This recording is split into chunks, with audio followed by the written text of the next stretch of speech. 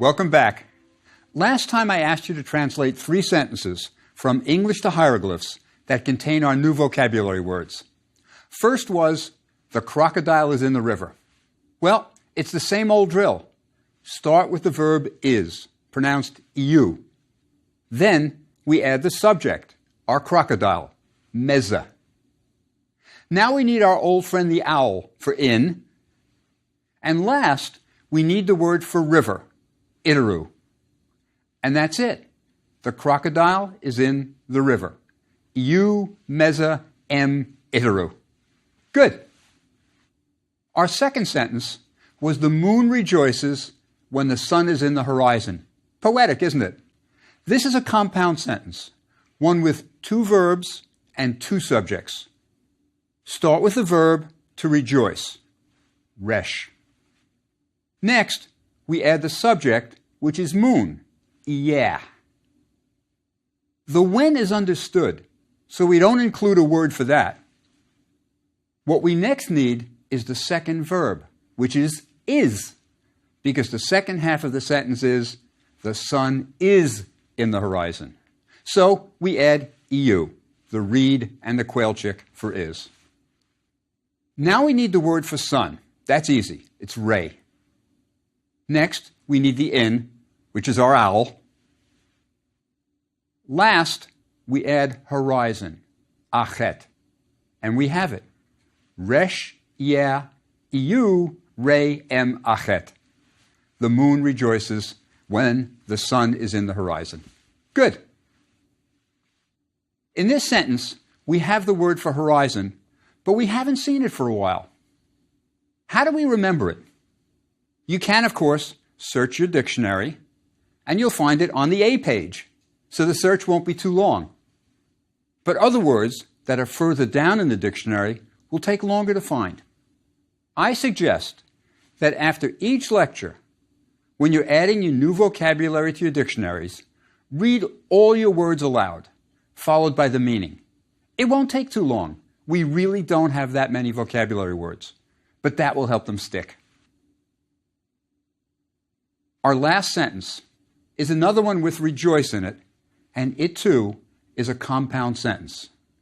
The land rejoices because Ptah is in the city. Again, we start with our verb resh, rejoice. Add the word for land, ta. It's an ideogram, but no stroke. Remember, be flexible. They wrote it all kinds of ways.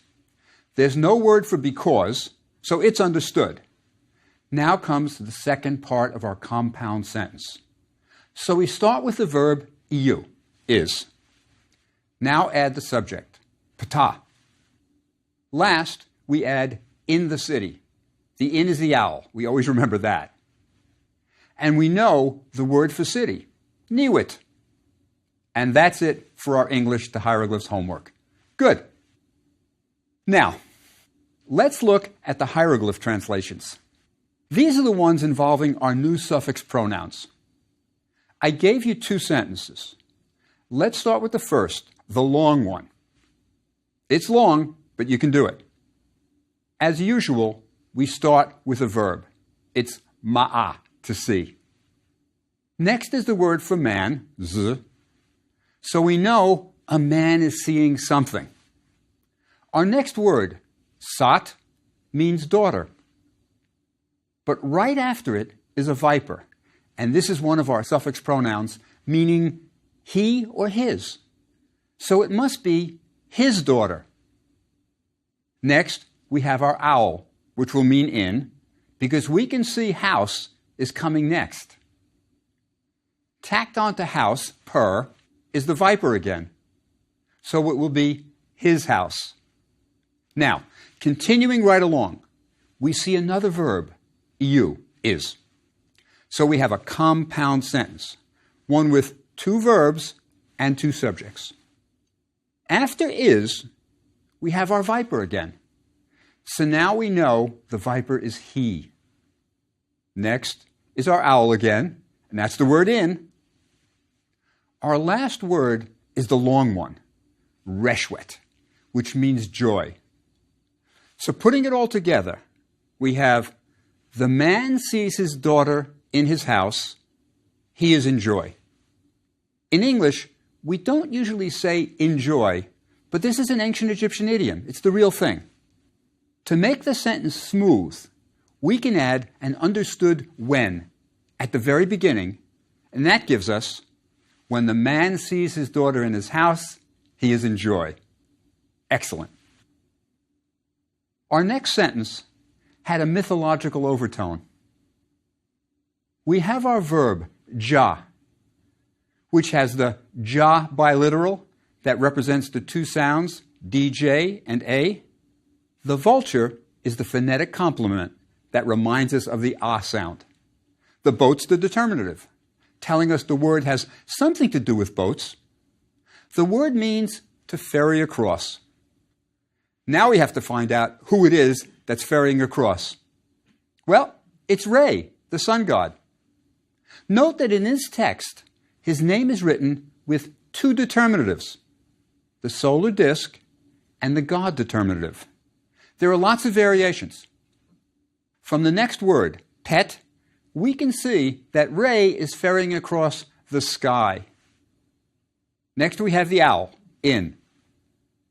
And that's followed by the word wea, which is a sacred boat. Now, added onto the sacred boat is a suffix pronoun, the horned viper.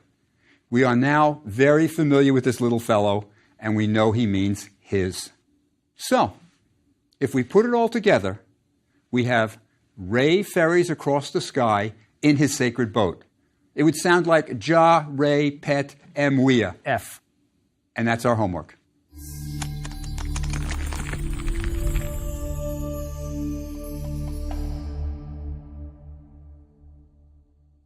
Now, I'd like to do some practice exercises with you so that we learn our suffix pronouns. Let's practice translating from English to hieroglyphs. But let me explain why. We've been doing both English to hieroglyphs and hieroglyphs to English sentences. I'm sure you've discovered that it's more difficult to translate from English to hieroglyphs than the other way around. The reason is that when we have a hieroglyphic sentence in front of us, we don't have to create it. We don't have to think about how the words are spelled. We don't have to remember grammatical rules for the ordering of words. All we have to do is recognize the words, and the translation will follow. When we have to create the hieroglyphic sentence, we need to know how to spell the words, what order they go in. We have to remember that the word for this comes after the noun, but the word for another comes before it. Because so much more thinking is involved in English to hieroglyph translation, this is where the learning really takes place. When you have to look up a word's spelling and then write it, that's when you learn it. This is why I love doing English to hieroglyphs. I know that we are never going to write a letter to an ancient Egyptian.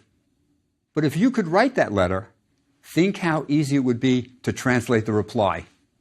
So for today, let's do lots of English to hieroglyph sentences using our suffix pronouns. That's how we'll learn them. To help you learn the suffix pronouns, you might want to make a chart of them. You can use the same format we use for our dictionary. Start with a hieroglyphic word, then add the pronunciation, and last, add the meaning. I, me, my. Then do the other pronouns. For example, you could do he, his, him, its, and we can even indicate whether it's masculine or feminine. Or we could do they, them, their. That's our chart. Suffix pronouns let us have more variety in our sentences, but we still don't have too many verbs or nouns yet. So there'll be some repetition, but that's okay. The repetition is how we will learn our suffix pronouns. For now, feel free to have your pronoun chart in front of you so you can look them up. After a while, I don't think you'll have to look them up at all. So let's start. First sentence. We send the boat to her city.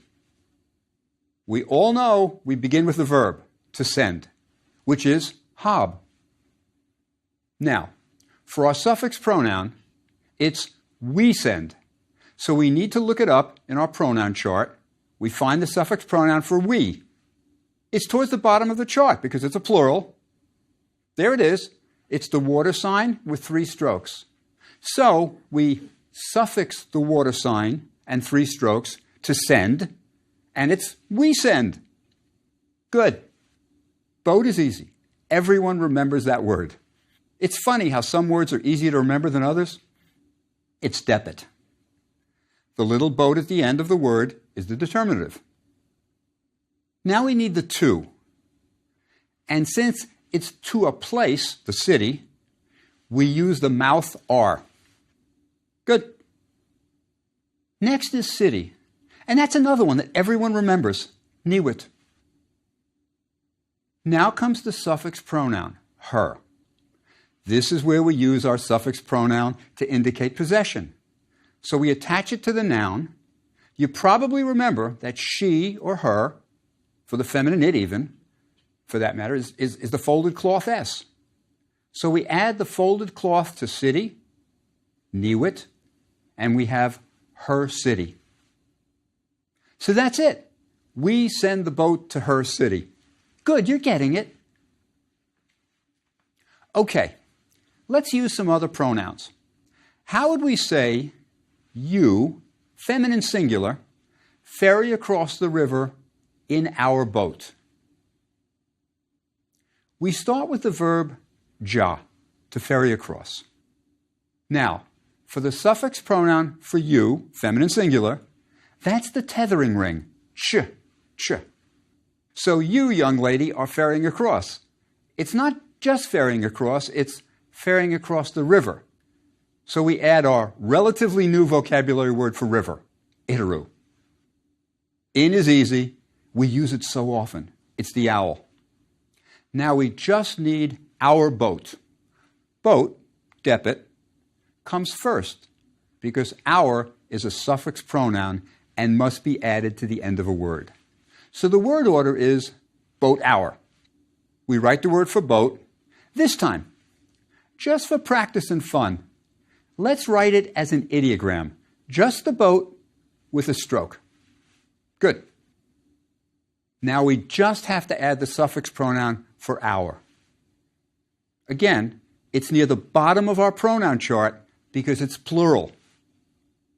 It is the same word for we and is written with the water sign and 3 strokes. Ja, ch, iteru, em, depet, en. That's how it sounded. So that's you ferry across the river in our boat. Good. Let's try another sentence. How about they talk to our scribe and she listens? By the way, there were a few female scribes in ancient Egypt, but very few. Again, we begin with the verb to say or talk, which is dejed. Now comes our suffix pronoun, they, which is plural, so we can look it up at the bottom of our personal pronoun chart and find that it's sen, the folded cloth, water sign, and 3 strokes. That's they talk. Next is the to, which is the water sign because it's to a person. It's to our scribe. We're now getting pretty good about the word order. We know the suffix pronoun for our has to go after the noun attached to it. So the next word is scribe, which is sesh. That's another word that everyone remembers. It's fun to draw. And to it we attach the our, which we can look up in the pronoun chart if we need to. It's the same as we. So it's the water sign and 3 strokes. Now, all we need is and she listens. The and is understood. No written word for it. So we just need she listens. We can use our old verb, sejim, to hear, same as listens.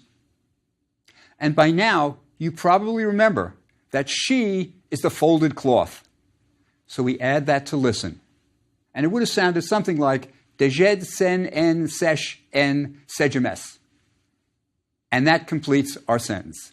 They talk to our scribe, and she listens. I think you can see now, with repetition, the suffix pronouns are not so daunting. They're becoming old friends.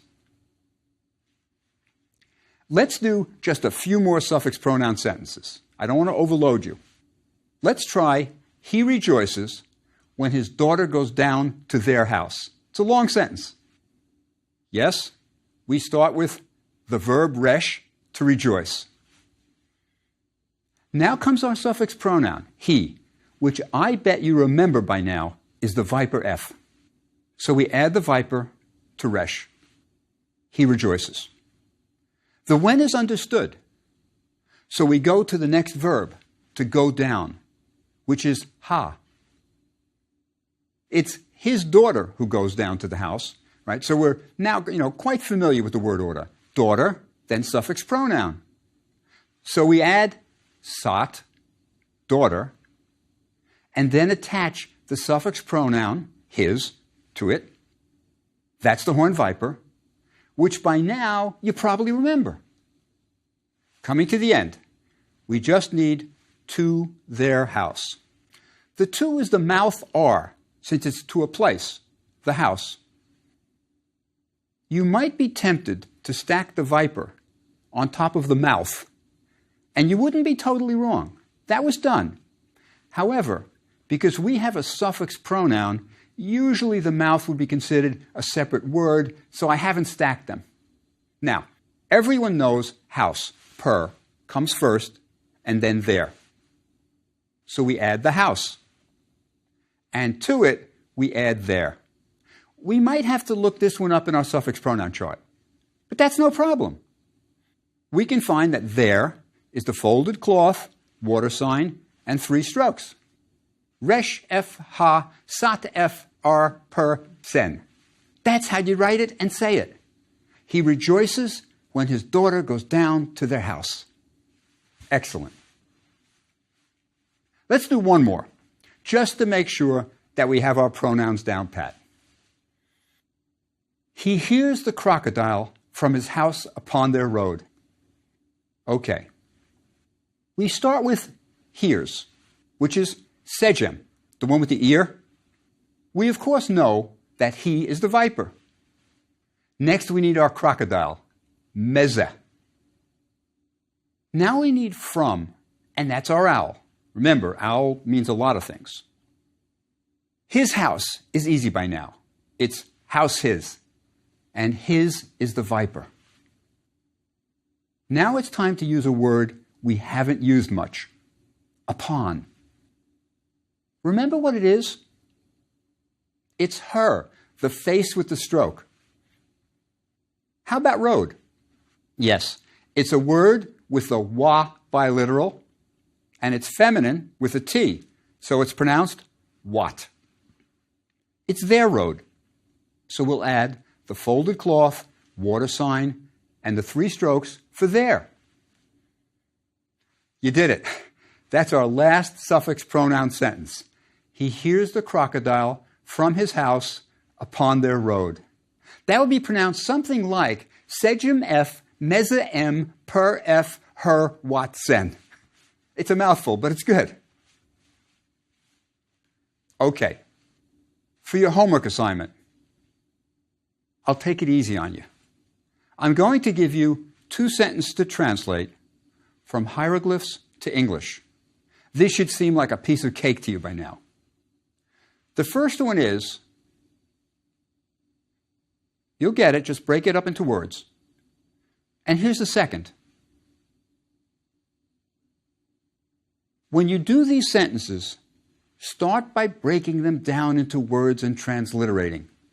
Then the translation will be easy. Today for vocabulary, I just want to give you one word, but I would also like to explain the main hieroglyph that is at the root of the word. In its fullest form, the word looks like this. It was pronounced cheper, and the root is the beetle. It's a triliteral hieroglyph equal to the sound ch, p, all 3, one after the other. Cheper. Both the hieroglyphic scarab and the actual beetle were very important in ancient Egypt. As we've seen, the scarab hieroglyph was pronounced cheper. It meant to exist, but it also meant beetle, the bug. Now, the dung beetle was very special to the Egyptians. The female lays its eggs in a dung ball and then rolls it to a safe place and buries it. Later, lots of little scarabs pop out, like magic.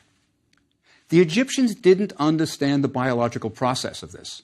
So to them, this was a remarkable case of procreation. Thus, the beetle became a symbol of existence. That's why they carved little beetles as amulets to be worn to ensure continued existence. Let me show you an Egyptian scarab. So when you wore a scarab around your neck, you would exist forever. It's a magical amulet. When the pharaoh Amenhotep III wanted to make announcements to the world, he had large scarabs, and carved on the bottom, he wrote his message. These scarabs were about the size of a large paperweight, so you'd have plenty of room for the text. Perhaps one of his most famous scarabs was the one announcing his marriage to Queen Tai.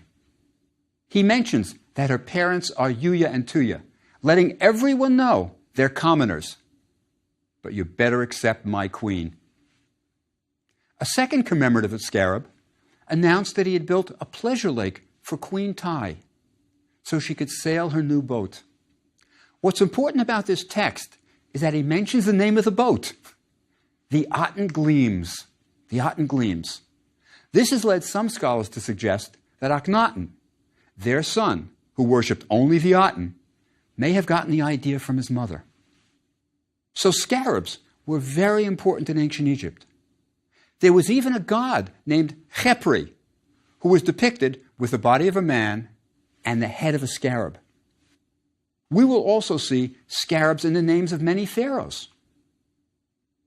We've done quite a bit of hieroglyphs today. Now let's talk about the people who produced them, the scribes.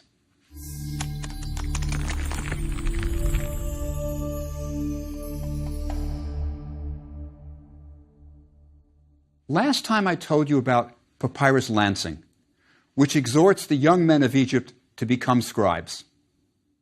The papyrus doesn't talk about the joys of forming hieroglyphs with a reed brush or the pleasure of reading. No, it doesn't do that. Rather, the budding scribe is given materialistic reasons for choosing the profession. You will meet people of higher status. You'll advance your position. You won't smell like a tanner. Your arms won't be tired from manual labor. Be a scribe. Although the social position of the scribe was continuously revered throughout Egyptian history, there was at least one voice in the conversation who did not agree. The Greek philosopher Plato lived between about 428 and 348 BC and was well aware of Egyptian civilization. He died just before Alexander the Great entered Egypt and before the Ptolemies began their rule. But like most Greeks, he admired the far older culture of ancient Egypt, but not writing. Plato actually lamented the invention of writing. This strange belief was shared by his teacher, Socrates. Socrates, one of the founders of the Greek philosophical method, never wrote anything down. And I don't think this is an accident. What we know today about him comes from a body of works called the Dialogues. Socrates often had philosophical discussions with his students, Plato included.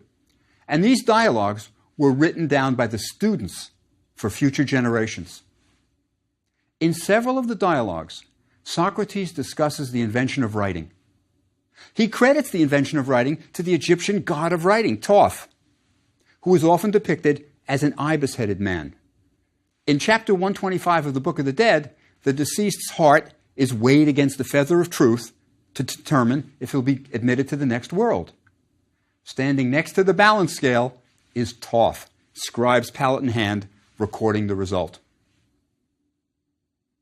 Socrates was aware of the tradition that Thoth invented writing, and while he credits him with the invention, He laments the day writing was conceived.